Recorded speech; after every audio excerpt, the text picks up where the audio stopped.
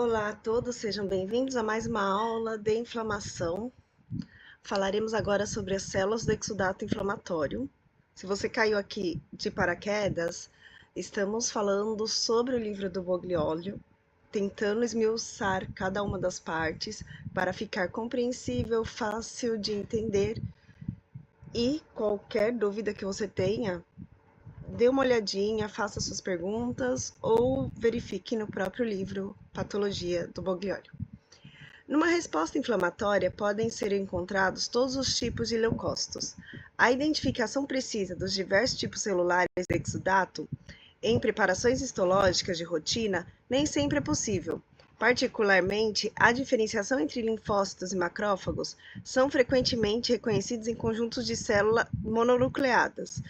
A técnica de imunohistoquímica permite a correta identificação e caracterização dos leucócitos exudatos, revelando marcadores específicos de cada superfície. A classificação dos fagócitos. Os fagócitos são células especializadas envolvidas ativamente nos processos defensivos do organismo, capazes de eliminar agentes infecciosos diretamente e de processar e apresentar antígenos para a resposta imunitária adaptativa. Os fagócitos polimorfonucleares são células com núcleo segmentado, representadas por neutrófilos e eosinófilos, originadas de mieloblastos da medula óssea. Caracterizam-se pela morfologia nuclear distintiva e pela rápida resposta a estímulos inflamatórios. Fagócitos mononucleares. Macrófagos originados de monócitos circulantes que se diferenciam nos tecidos. Recebem denominações específicas conforme a sua localização anatômica e a sua função especializada. As células dendríticas. Precursores originados da medula óssea que migram para os tecidos nas fases iniciais da inflamação, onde atuam na endocitose, processamento e apresentação de antígenos aos linfócitos T. O sistema fagocitário mononuclear. O sistema fagocitário mononuclear compreende o conjunto de macrófagos livres e fixos em tecidos que partilham propriedades funcionais e morfológicas comuns. Essas células apresentam um núcleo reuniforme característicos, com centríolo no centro celular, e são ricas em lisossomos, mitocôndrias e retículo endoplasmático rugoso. Aderência forte ao vidro. Propriedade in vitro muito utilizada para a obtenção da população pura de macrófagos, permitindo a sua separação de outros tipos celulares em suspensões mistas. Fagocitose intensa, realizada através de receptores específicos para Fc de anticorpos, componentes do complemento C3b e moléculas de hidrato de carbono, presentes na superfície de micro-organismos. E marcadores de superfície. Possui marcadores de membrana CD68 e CD14 que possibilitam a sua identificação imunohistoquímica precisa e expressam antígenos MHC2 essenciais na apresentação antigênica. A distribuição anatômica dos macrófagos. No pulmão, eles são chamados de células de Kupffer e fazem parte de 15% das células hepáticas. No fígado, né? No pulmão, são macrófagos alveolares. Baço, macrófagos livres e fixos na polpa vermelha. Linfonodos concentrados nos seios medulares.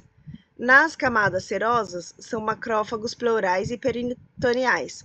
No sistema nervoso, é chamado de micróglia. No tecido ósseo, de osteoclastos. E na pele, de células de Langerhans.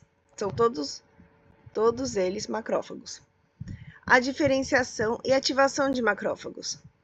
Os monócitos circulantes abandonam a circulação guiados por fatores quimiotáticos, especialmente quimiocinas, e acumulam-se no local do estímulo inflamatório. Fora da circulação, transformam-se em macrófagos, adquirindo maior tamanho, mais grânulos e capacidade fagocítica superior. Primeiro, começa como monócito circulante, célula precursora na corrente sanguínea, com capacidade fagocítica moderada e menor número de organelas. Macrófago no exudato, célula aumentada de tamanho, com mais grânulos e maior capacidade fagocítica, após a migração para o tecido. E macrófago ativado, célula estimulada por citocinas, com capacidades defensivas e secretoras amplificadas significativamente. Polarização dos macrófagos M1 versus M2. Os macrófagos M1 são pró-inflamatórios. Eles são ativados por IFNY, TNF-alfa, LPS bacteriano, bactérias gram-negativas, protozoários intracelulares. As funções deles são poder defensivo aumentado, capacidade fagocítica elevada, eliminação de micro-organismos, destruição das células cancerosas, produção de citocinas pró-inflamatórias e liberação de óxido nítrico e radicais de oxigênio. Já os macrófagos M2 são anti-inflamatórios. Eles são ativados por interleucina 10, 13 e 21, corticosteroides, prostaglandina E2, lipoxinas e resolvinas. E a função dele é resolução da inflamação, remoção dos tecidos lesados, reparação tecidular, produção de citocinas anti-inflamatórias, secreção de fatores de crescimento e remodelação da matriz extracelular. Nota: muitas neoplasias induzem a ativação de macrófagos M2, tornando a resposta inflamatória pouco eficaz na eliminação das células cancerosas, o que contribui para a progressão tumoral. Macrófagos em órgãos específicos. No fígado, as células de Kupffer representam 15% das células hepáticas e constituem o maior conjunto de macrófagos num único órgão. O seu número aumenta em infecções com micro-organismos circulantes, causando hepatomegalia, podendo dividir-se em loco.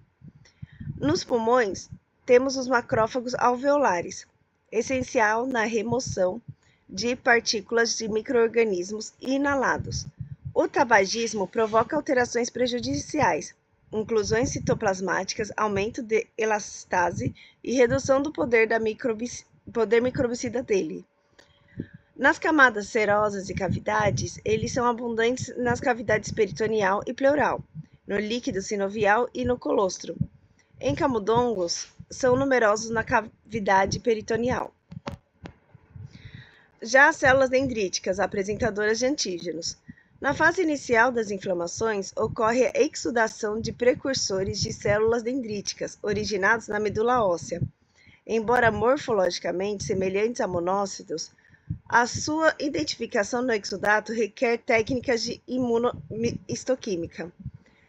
Migração e diferenciação. Precursores migram da célula óssea para os tecidos inflamados, onde se diferenciam em células dendríticas maduras, com prolongamento característico. Captura e processamento. A capacidade fagocítica semelhante aos macrófagos, mas com acidificação reduzida do fagolisossoma, permitindo a digestão parcial de proteínas. Migram para órgãos linfóides, deslocando-se para o linfonodo regional ou baço, transportando os antígenos processados para apresentação aos linfócitos T. E apresentação antigênica. Apresentam epitopos combinados com moléculas de MHC aos linfócitos T, iniciando a resposta imunitária adaptativa específica. Neutrófilos, a primeira linha de defesa. Os polimorfonucleares neutrófilos são leucócitos essenciais na defesa contra a infecção bacteriana e caracterizam-se por núcleo segmentado com 3 a 5 lóbulos. Grânulos citoplasmáticos. Grânulos azurófilos contêm mieloperoxidase, elastase, lisozima e defensinas, arsenal antimicrobiano primário. E grânulos específicos contêm gelatinase, lactoferrina, oxidase dependente de NADP e lisozima adicional. Vesículas secretoras. Armazenam integrinas e diversos receptores de superfície para ativação celular. Importante: Indivíduos com menos de 1.000 neutrófilos por milímetro cúbico têm neutropenia grave e desenvolvem quadros céticos graves em poucas horas, demonstrando o papel crucial dessas células na defesa antimicrobiana. Cinética dos neutrófilos. A fase 1, granulocitopoiese, 5 dias. Estimulada por interleucina 1 e TNF-alfa, com ação de CSFG e CSFGM sobre as células-tronco mieloides, mieloblastos, originam mielócitos. A maturação demora 10 dias. Faz a diferenciação de mielócitos em formas maduras com núcleo segmentado e grânulos funcionais completos. A circulação desses neutrófilos começa a ser maduros a partir de 8 horas da maturação. Pode demorar para a circulação, total. Permanecem na corrente sanguínea, metade adere à parede vascular e metade circula livremente. E então acontece a migração tecidular.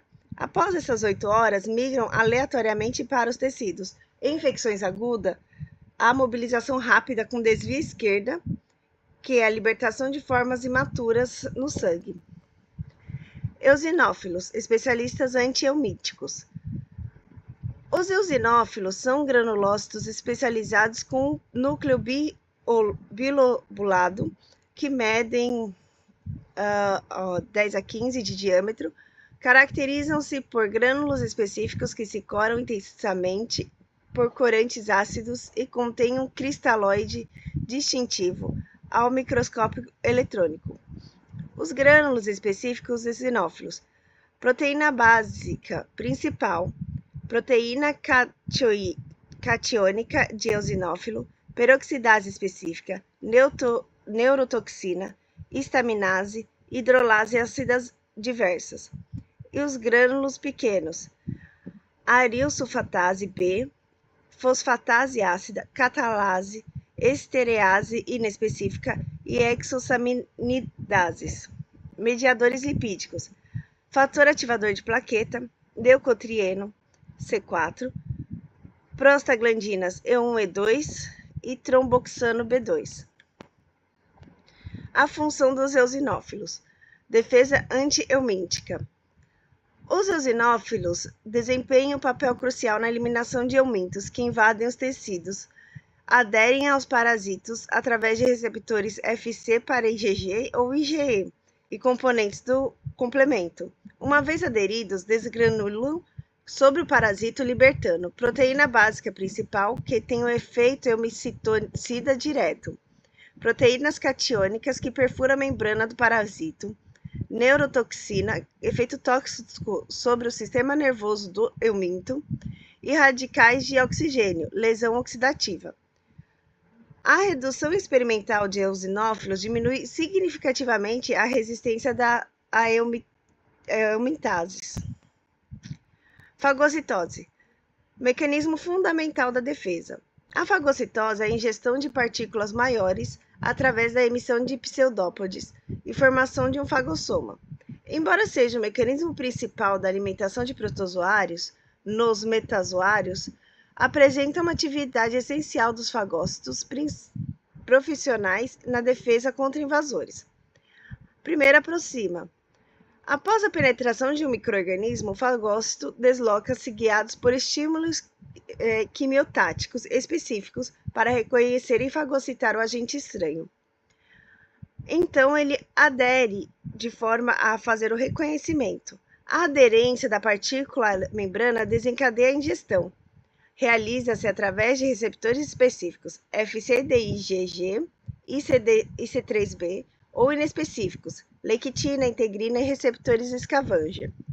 Englobamento. A partícula é envolvida por lamilipódios e pode ser até incluída num vacúolo fagocitário.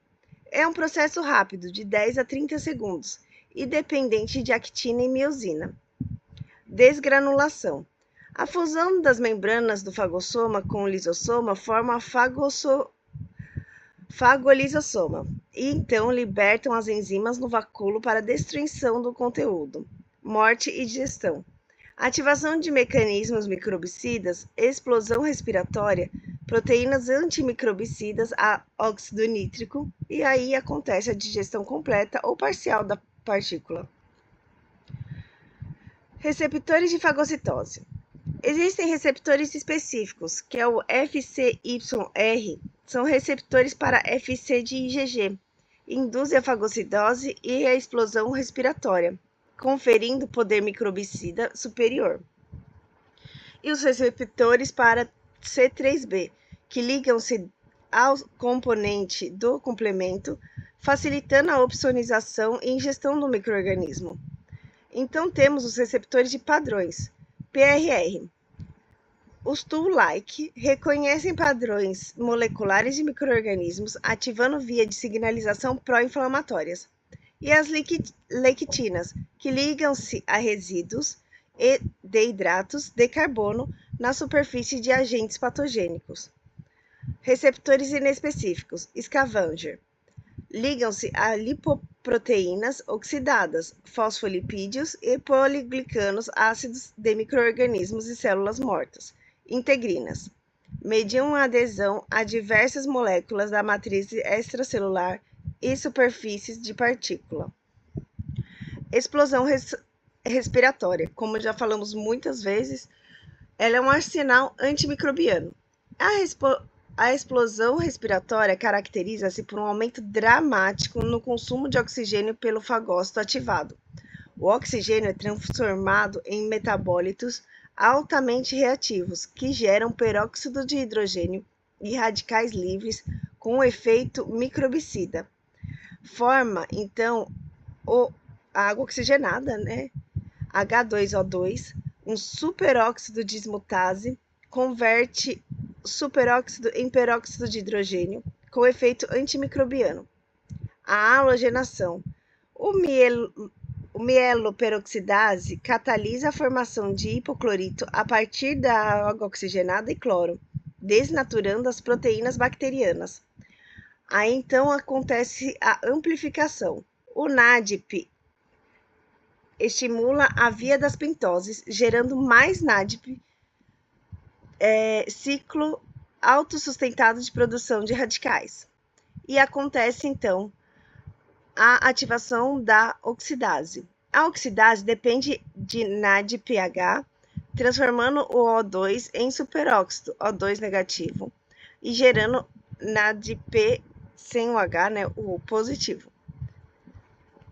Crianças com deficiências de G6PD, glutationa peroxidase e mieloperoxidase apresentam suscetibilidade extrema a infecções bacterianas, demonstrando a essencialidade desse mecanismo. Mecanismos microbicidas nos fagócitos. Radicais derivados do oxigênio. Superóxido, lesão direta por peroxidação nas membranas bacterianas. Água oxigenada, agente oxidante potente, especialmente na presença de ácido ascórbico. Radical hidroxila, altíssimo poder microbicida gerado da reação da água oxigenada mais o O2. Hipoclorito, HClO, desnaturação de proteínas, geração de cloraminas tóxicas. Óxido singlet, altamente reativo, gerado a partir da reação da água oxigenada com o hipoclorito. Proteínas antimicrobianas, lisozima, atividade bacteriolítica contra a parede celular bacteriana. Lactoferrina, sequestra o ferro essencial para o crescimento bacteriano.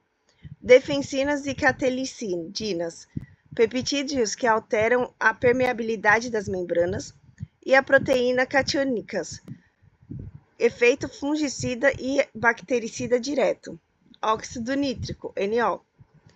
Produzido por macrófagos ativados. Efeito citotóxico e citoestático sobre o parasito intracelular.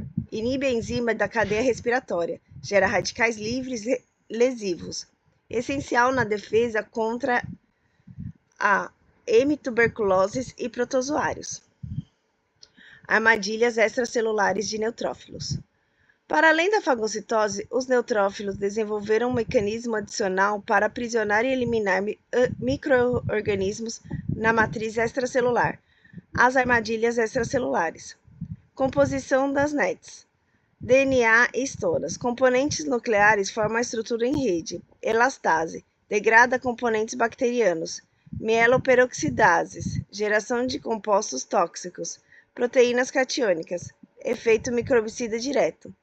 Bactérias, fungos e outros micro-organismos ficam aprisionados nessa rede e são eliminados pelas proteínas microbicidas concentradas. Este processo, denominado de netose, representa uma forma distinta de morte celular do neutrófilo. Potencial lesivo dos fagócitos. Embora essenciais na defesa, os fagócitos podem causar lesão tecidular significativa ao hospedeiro. Durante a fagocitose, a ativação e libertação de enzimas líticas e radicais livres, que, além de eliminar invasores, podem lesionar células e tecidos adjacentes. A liberação das proteases, metaloproteases, colagenases, gelatinases, elastinases e glicosidases lesam as fibras colágenas elásticas e microglicosamilicanos da matriz extracelular. Os radicais livres extracelulares, radicais de oxigênio gerados na explosão respiratória, podem escapar e lesar as células vizinhas, especialmente quando o C5A ativa a exocitose.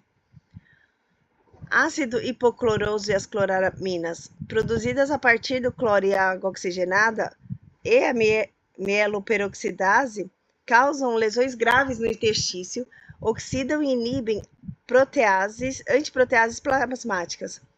A inibição das antiproteases. O ácido clorídrico, as cloramidas, oxidam a alfa-antitripsina elastase, cliva a alfa-2 macroglobulina, aumenta a atividade de protease nos tecidos. Um exemplo clínico. No efizema pulmonar, neutrófilos conjugam radicais livres com proteases, destruindo a elastina alveolar. A eliminação do agressor permite que antiproteases plasmáticas limitem o dano do tecido. As células citóxicas naturais, NK e outros leucócitos. Células NK.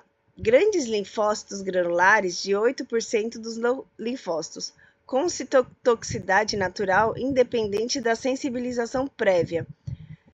Expressam em CD16 e CD56, eliminam células cancerosas e infectadas por vírus. O mecanismo: perfurinas e granzinas formam poros e induzem a apoptose. Receptor de KIR inibe a ação das células com MHC normal. Linfócitos T migram precocemente CXCL9-10, predominam em infecções virais e por micro-organismos intracelulares. Produzem citoxinas que modulam outras células do exudato. Linfócitos T reguladores, CD4, 25 e 8, essenciais na resolução. Predominantes em inflamações crônicas. Linfócitos B e plasmócitos. Exudam inflamações, podendo proliferar e diferenciar-se em plasmócitos, que produzem imunoglobulinas localmente. Inflamações crônicas organizam-se em folículos linfóides com centros germinativos semelhantes a órgãos linfóides secundários. Basófilos e mastócitos. Basófilos de 0,1 a 1% dos leucócitos, grânulos eletrodensos, receptores de IgE, exudam inflamação alérgica e parasitária, resposta TH2, e libertam histamina e moduladores de linfócitos. Capturam antigênicos em linfonodos, induzindo a resposta TH2 vigorosa, e as plaquetas, fontes de mediadores inflamatórios armazenados em grânulos.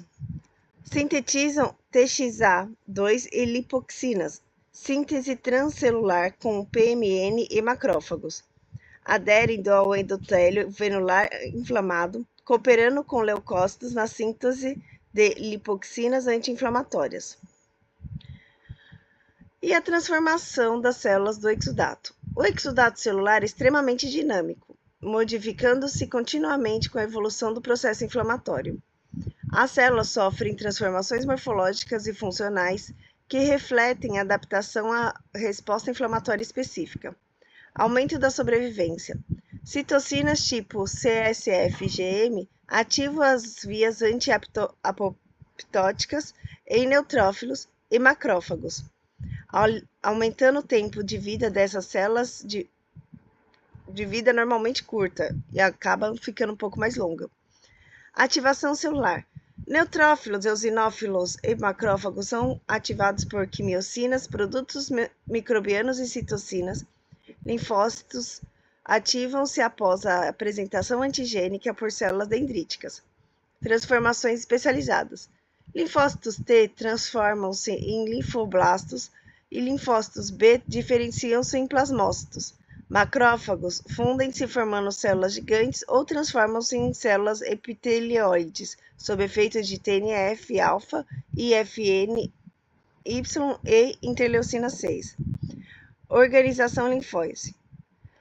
Em inflamações crônicas, os linfócitos B organizam-se em folículos com centros germinativos, formação de estruturas semelhantes ao órgão linfóide secundário no local da inflamação, permitindo resposta adaptativa no local. É isso, nossa, essa aula ficou bem comprida, tinha muito assunto e acaba que foi praticamente só ler sem colocar assunto extra, porque senão iria ficar eterna.